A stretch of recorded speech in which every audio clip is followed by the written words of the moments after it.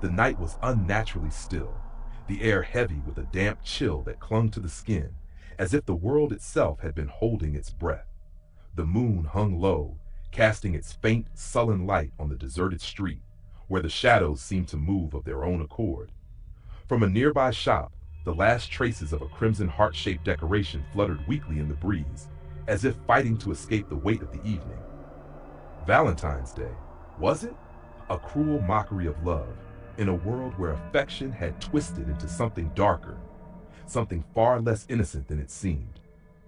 Our story tonight doesn't begin in the warmth of romance, but in the cold, suffocating grip of something far more sinister, a place where love had twisted into a grotesque parody of itself, where hearts were shattered in ways no one could have predicted. This is a tale plucked from the very edge of a nightmare, a horror buried beneath the false smile of a holiday meant for lovers. It started innocuously enough, one of those blind dates set up by well-meaning friends or overenthusiastic relatives. Claire, a woman in her late 20s, had never been one to indulge in the typical Valentine's Day fervor. To her, it always seemed too commercial, too fake. But when a colleague had set her up with Alex, a man she had met only once in passing, she figured why not? Maybe, just maybe, it could lead to something real. Alex, a man in his mid-30s, appeared the type. Polished, well-spoken, seemingly kind. They had a few awkward exchanges at first, but nothing screamed danger, at least not then. No, at the time, Claire found herself charmed by his easy smile, his quiet confidence, and what better way to spend an evening than in the comfort of a cozy restaurant.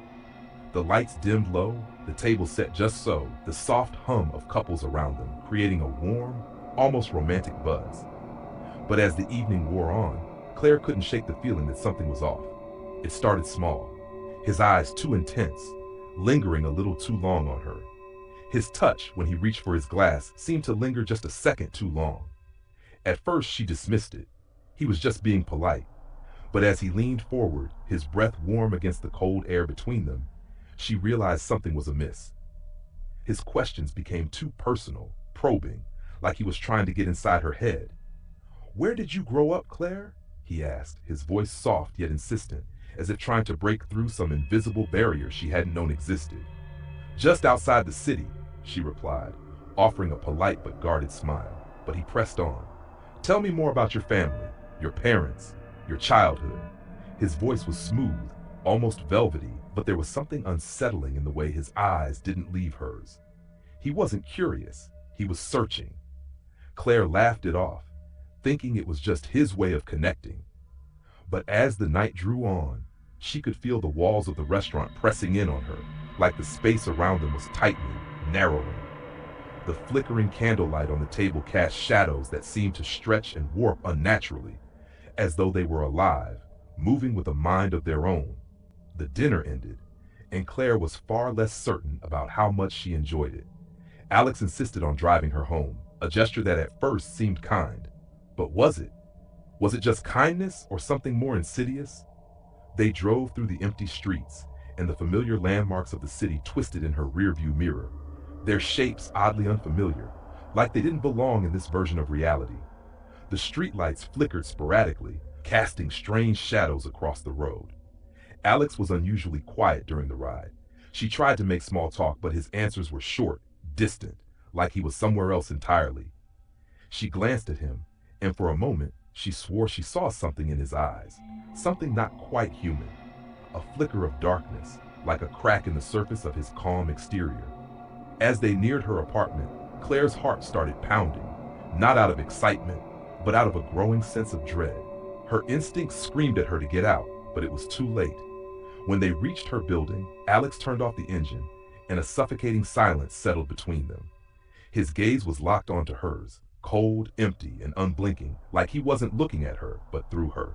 "Claire." His voice was low, smooth, and deliberate, like velvet stretched over something far darker.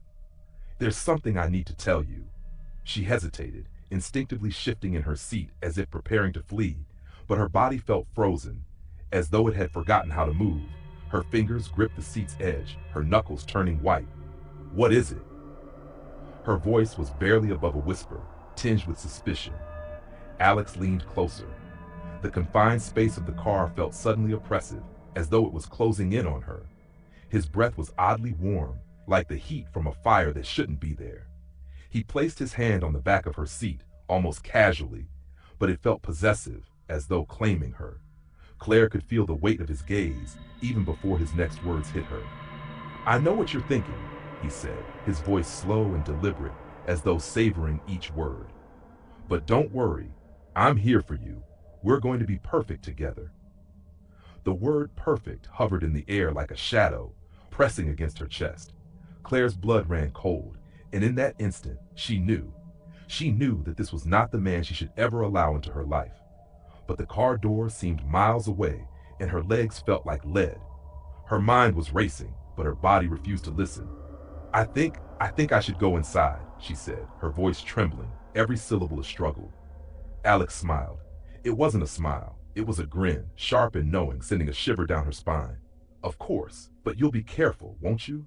Don't want anything unexpected to happen." The words sent a ripple of cold fear through her. Was that a warning? A threat? But as she stepped out of the car and walked toward her apartment building, her pulse was racing. She didn't dare look back. She could feel his eyes on her, watching her every move. It was after midnight when Claire finally crawled into bed, the weight of the day pressing down on her like an unseen hand.